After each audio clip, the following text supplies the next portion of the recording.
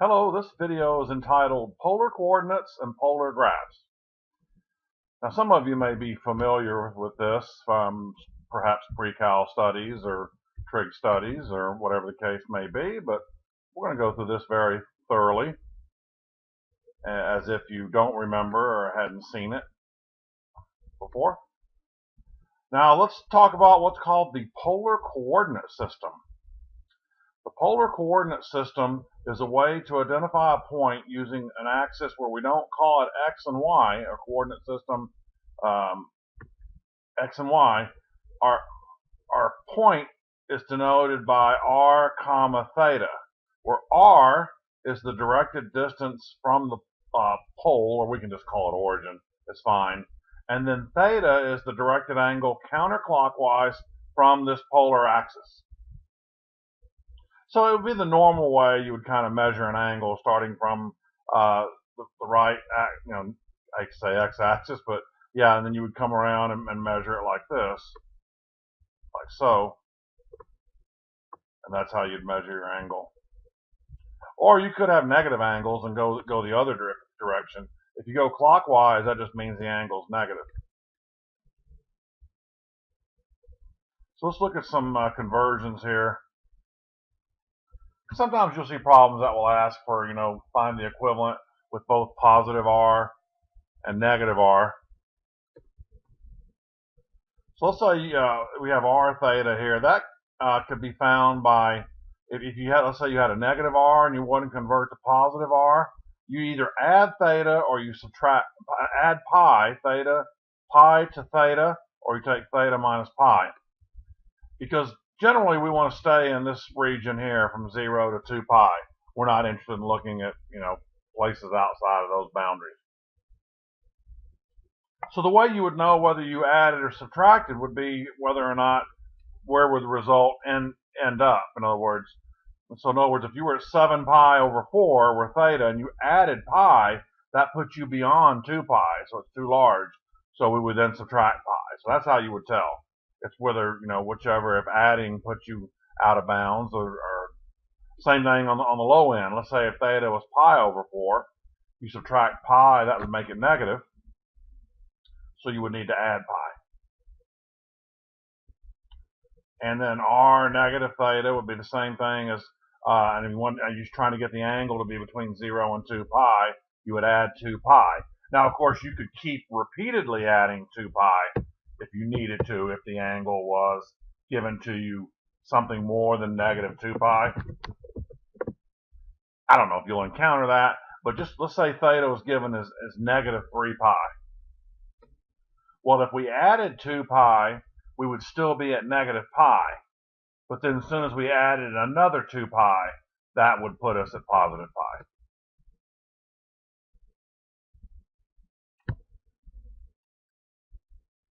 All right, plotting polar points. I found an image of polar graph paper, which certainly, I don't make people do this by hand ever or anything like that. So worst case scenario, you could just pick out a multiple choice answer in my test.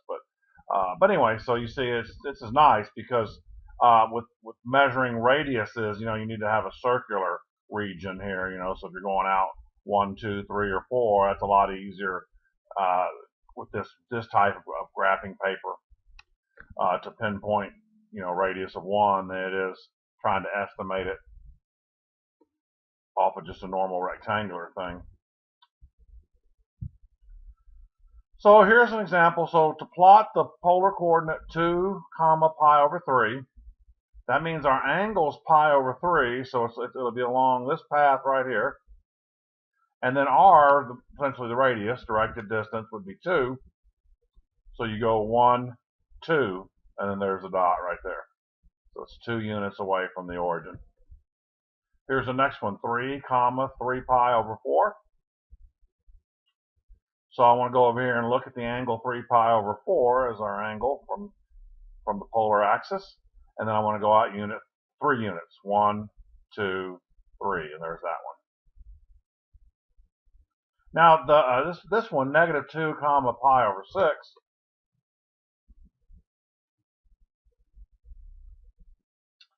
Can be actually graphed one of two ways. I mean, one way I did it here was converting it over to a positive radius. But you can actually graph negative r. To graph a negative r means you're looking in the direction of this angle, but you're walking it back 180 degrees the opposite direction. So in other words, I'll show you both of these. So let's say I want to do negative 2 pi over 6 without converting it. So here's pi over 6. So I'm aiming at pi over 6, but the r of negative 2 means you're aiming at pi over 6, but you go backwards 180 degrees the other direction. And take 2 steps, and there it is where the green dot is. Or, from what I showed you in the other page, if to convert it to positive for pi over 6, you either add or subtract pi. In this case, I would add pi, because I don't want to subtract pi and make the angle negative. So we have 2 comma 7 pi over 6. So then that would be the same thing, this green dot now, as if you're looking in the direction of 7 pi over 6, and then you're walking 2 units towards it.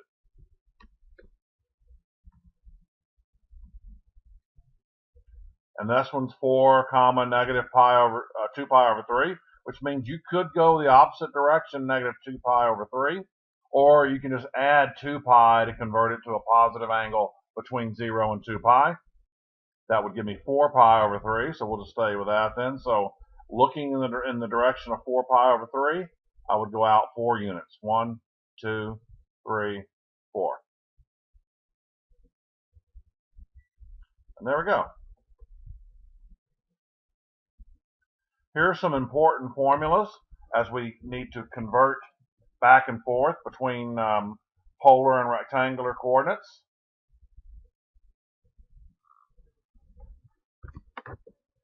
And these are based essentially on as if it was a right triangle. So what I'm illustrating over here to the right is, let's say this point right up here was xy, and also it's r theta. So obviously it's labeled different when it's r theta, but we're saying those are the same point. So you go x and y like you normally go out, x units, up y units, and r is essentially the hypotenuse of that right triangle, with theta being this angle right here.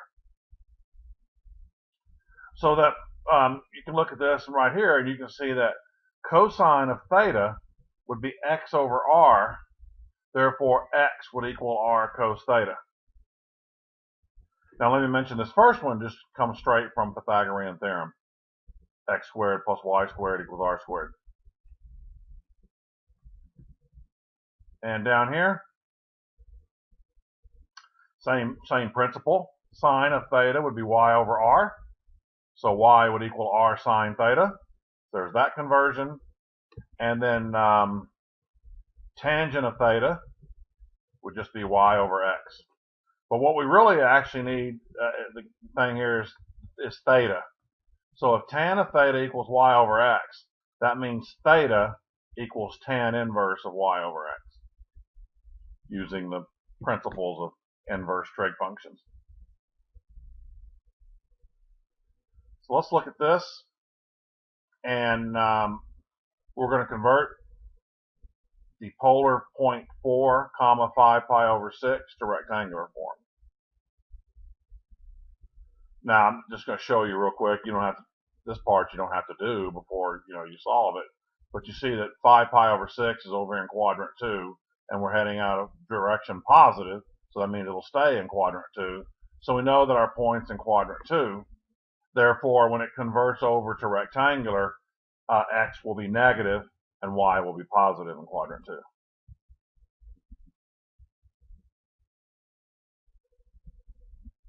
Now, so all you do to get the x value is go 4 cos 5 pi over 6. So it's 4 negative square root of 3 over 2, which equals negative 2 square root of 3. And the y will be 4 sine of 5 pi over 6, which is 4 times 1/2, which is 2.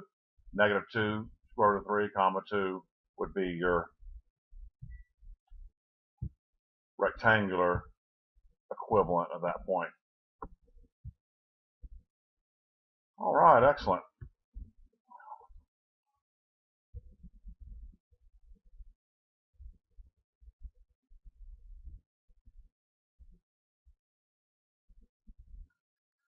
Now this one, we're going to take this polar point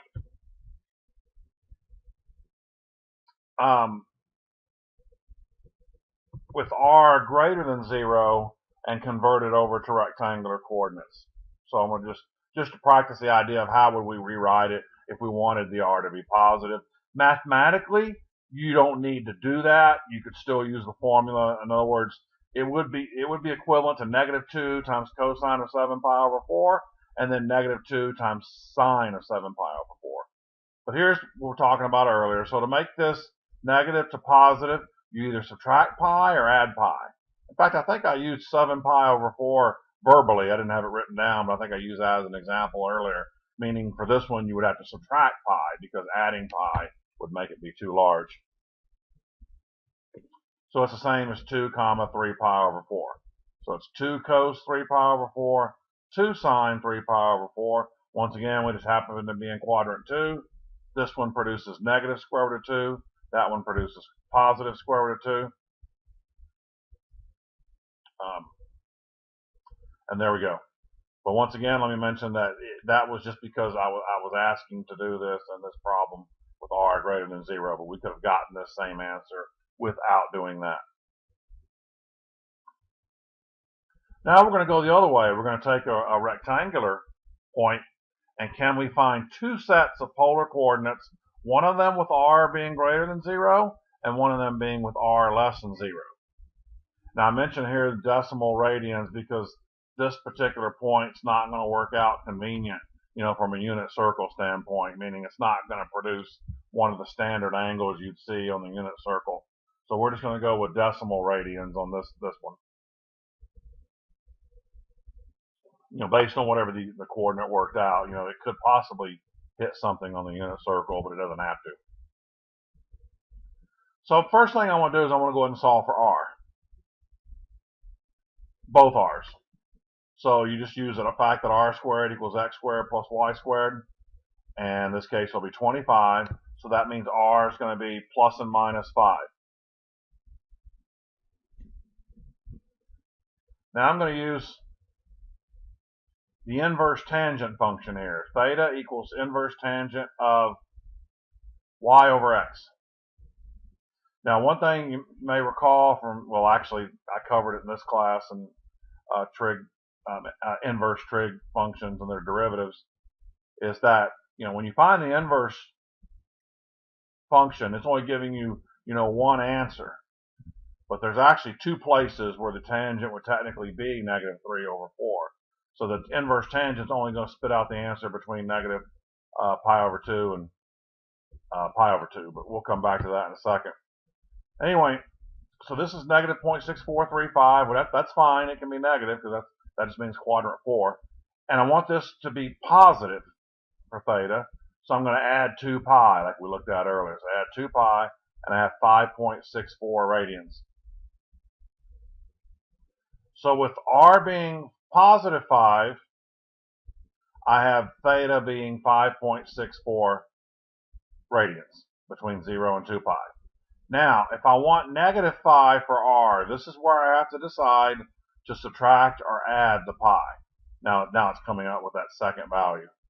So add or subtract pi. Well, in this case, I would subtract pi because adding it would make it out of bounds here, beyond that 2 pi. So then negative 5 comma 2.50 roughly. I just rounded to 2 decimal places. And that would be the equivalent point with r being negative 5.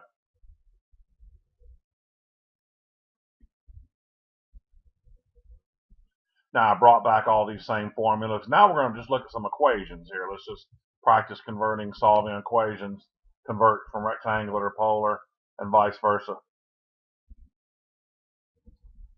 So I have this equation, x squared plus y squared minus 6x equals 0. And if possible, we're trying to find r as a function of theta. Now, you won't always be able to do that, but we're just saying if possible, we're trying to get this in a function form like that. But you may have it in an implicit form, meaning where you would have like an r squared in there or something like that. So just if that's possible, we're going to do this. Now, I'm mentioning here that anytime that we get an r equals 0 solution, we don't want that. That we just throw that out because that doesn't accomplish anything. So the first thing I would do here is I would take that x squared plus y squared gives me an r squared. And then x is r cos theta. So that makes that negative 6 r cos theta. And you can see that I can factor out an r from that. So I put an r right here. That gives me r minus 6 cos theta. So I get rid of the r equals 0 solution. And I have r minus 6 cos theta equals 0. That means r equals 6 cos theta. That would be our solution. Oh, now let me mention, if you watched my video on parametric, obviously you didn't have to if you didn't need to, but if you did, this actually is from the parametric, but just like there's a parametric mode, there's also a polar mode here. So anytime you hit polar, that means two things. The little button right here that we push for x, or t if it's parametric, will automatically put theta in there. And then when you go to the y equals, it's expecting r equals a function of something. Well, I'll just graph that one, just since that was already there. We'll see what happens. And I could graph the one that's, in the example, but you could do that one too. So you see that there it is. So, well, actually, I guess I already had it in this. So yeah, she has r equals, and of course, when I hit x over here, I'll just do this again. So I hit right below the mode, hit x, it just puts the theta in there. Graph. There we go. That graph's coming up here shortly.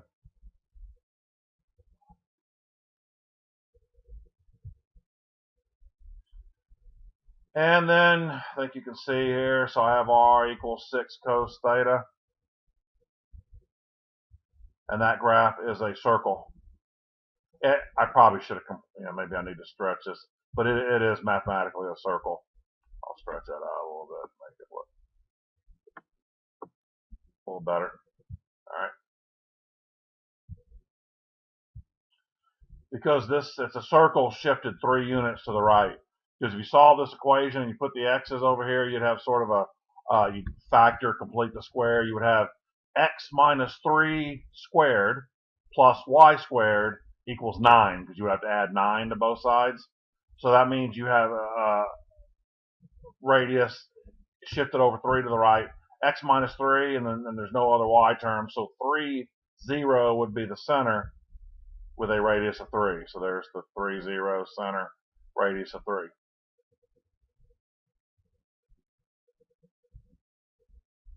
Now let's take a look at this next example. I'll shrink back down here for a minute. X equals 12. Well, let's see if we can graph that one. So I just replace x with r cos theta, and then divide both sides by cos theta. So technically, r equals 12 divided by cos theta, that's perfectly correct. But if you're trying to pick a right answer, they might convert it to secant. If this was being handwritten on a test, I absolutely would, perfectly acceptable if you have 12 divided by cosine of theta. Now, x equals 12, we could not graph this in rectangular coordinates because it's all y equals. It's not a function.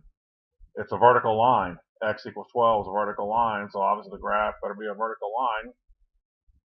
Now, of course, when you graph it, you have to graph it as 12 divided by cosine, because at the time I'm recording this video, these calculators don't have but sine, cosine, and tangent.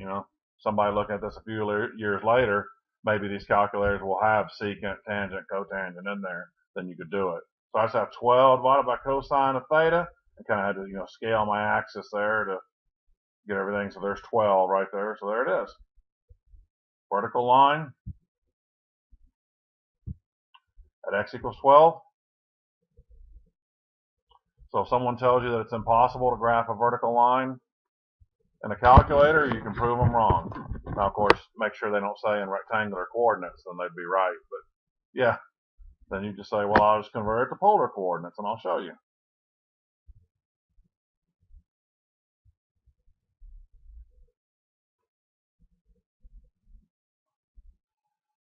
All right, x times y equals 4. So I'm going to convert both x and y. R cos theta, R sine theta equals 4. So that gives me r squared times cos theta sine theta equals 4. So I divide both sides by cos theta sine theta. And so this one's, yeah, you can't get at r as a function of theta unless you split it up. But then now I'm just showing you if you brought the cosine up, it would be secant. And then bring the sine up, it would be cosecant. But as I said before, that's not any more correct than the answer above. It's just, using those trig conversions. Now, this is kind of interesting because this one would be easier to graph in rectangular coordinates because you would just solve this as y equals 4 over x. And that is the graph of y equals 4 over x. But to graph this in the calculator in polar, you would have to take, that's why I circled this minus, you have to take the plus and minus square root of this function right here. So in other words, r equals the positive square root of this and the negative square root of this. So there's two of them, and then that's what's graphing each piece, like that. So there we go. Now let's look at some converting from polar to rectangular. R equals 5 cos theta. So sometimes, before I work this problem out, it can often fool people, they're thinking the cosine theta will convert to something. Cosine theta or sine theta do not convert unless they have an r with it. So I multiply both sides by r, and you get r squared equals 5r cos theta. Now that r cos theta becomes x. This r squared becomes x squared plus y squared equals 5x. Now, as far as how you write it, to me, this is perfectly fine. I mean, you don't have to, do I have to bring the 5x over and say it equal to 0? The main thing is it's accomplished the goal because everything that's left in the answer is rectangular. There's no you could not have just mixed components of r's and x's and y's and thetas. So this is correct. And just for fun, I went over here and like I was explaining in the other example, I didn't actually write that out, but I kind of completed the square and that this was a circle. But, we just saw, what do we see? R equals 6 cos theta up here, I believe, wasn't it? Yeah. So this is just r 5 cos theta, so that was also going to be a circle. It's just the center's at 5 halves this time, with radius 5 halves. Now, how about this one? R equals cosecant theta.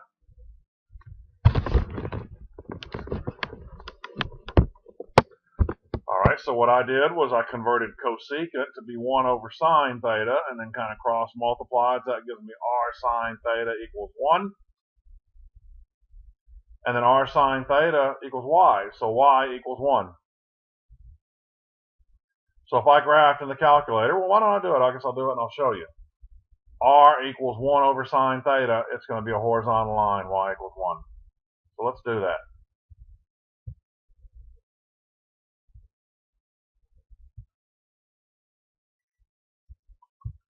Delete everything. Put a division there. 1 divided by sine of theta. I think I can adjust my window if I need to, but it should be fine. It's only for y equals 1. Ta-da! There it is. Horizontal line, y equals 1.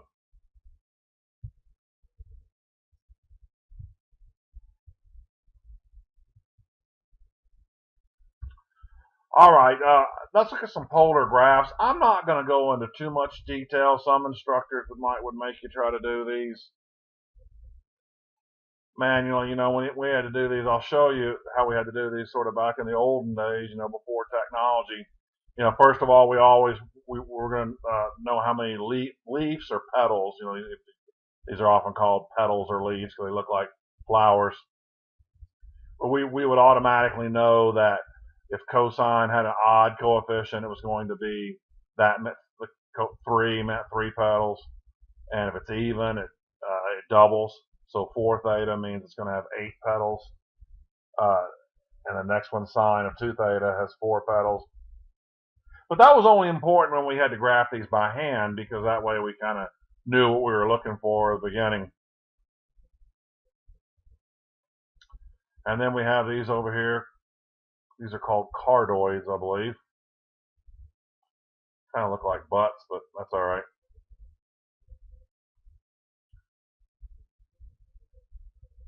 Yeah, so what we would do is like this one, 3 sine 2 theta. We would put some thetas in there, and then calculate how far out we need to go, the radius based on that angle. So I'll kind of simulate, and I'll show you the graph of this one too. You can watch it. I should put that. I don't know why I don't have that picture in there. Let me start. Do I already have it? Oh, it's already above me there. That's why it's this one right here. But maybe I should use a newer calculator to make it look better. I think I'll graph it. So this one, you put in 0, you get 0. You put in pi over 12, you'll get 3/2. So it's moving out this way. So this graph's going to go. Let me change the color of this so it doesn't contrast with that red. Yeah. So it's going to go around like this, down. It'll loop over to quadrant 4, and then it'll go over to quadrant 3, quadrant 2, and then wrap it right back around there. So if you want to, I'm not sure if there's a way to make these calculators go into like slow motion or anything yet. I'm going to check my window first. I'm going to go 0 to 2 pi. Yeah, it's already 0 to 2 pi. I think those x's and y's are good enough. Yeah, because the coefficient was 3, so that means the farthest out the radius is going to go is 3, so I think we're good.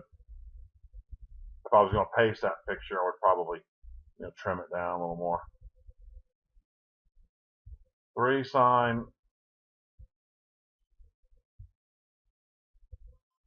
2 theta. So watch the direction that it graphs. It'll go quadrant 1, quadrant 4, quadrant 3, quadrant 2. 1, 4, 3, 2. Ta-da! You know what? I might as well use that image and just replace that ugly one up there.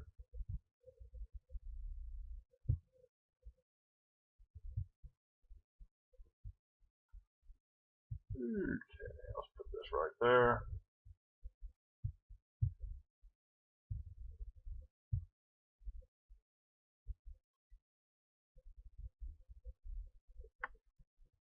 But yes, I'm not going to go into all that as far as, expecting you to do this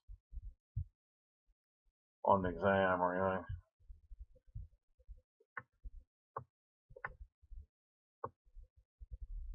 All right, well, I'm going to trim this down here for a second. I think I'm going to snip something. All right, snip. All right,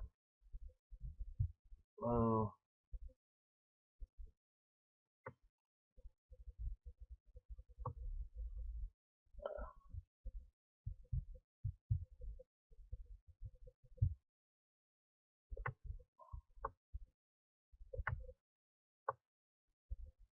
All right, there we go.